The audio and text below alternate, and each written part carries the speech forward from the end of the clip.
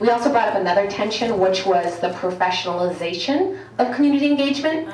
So, we asked some really good questions. We're being paid to do this now in our jobs. What happens when we go away?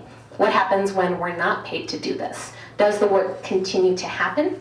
Should people be paid? Should we be getting paid to do this in the first place? And what does that look like? And so we got some really interesting responses from our table, and I think a lot of people just echoed that, this should continue to happen whether there's a salary or not.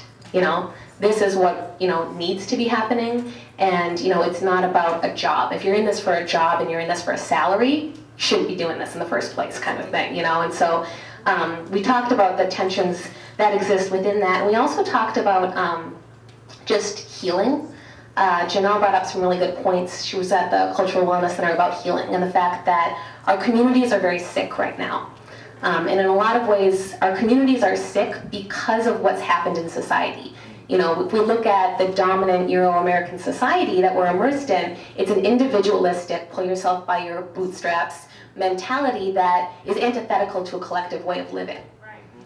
And so that is really at the root of a lot of the issues that are plaguing our communities and that sickness. And so it's about returning, community engagement we talked about is about returning to a collective, right?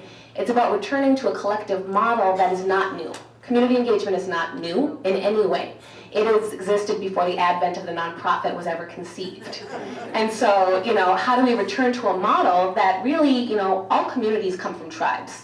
Whether it's in Europe, Africa, Asia, North America, South America, we all come from tribal collective ways of living. And it's about returning to that model where we're doing what's best for the collective, not just the individual.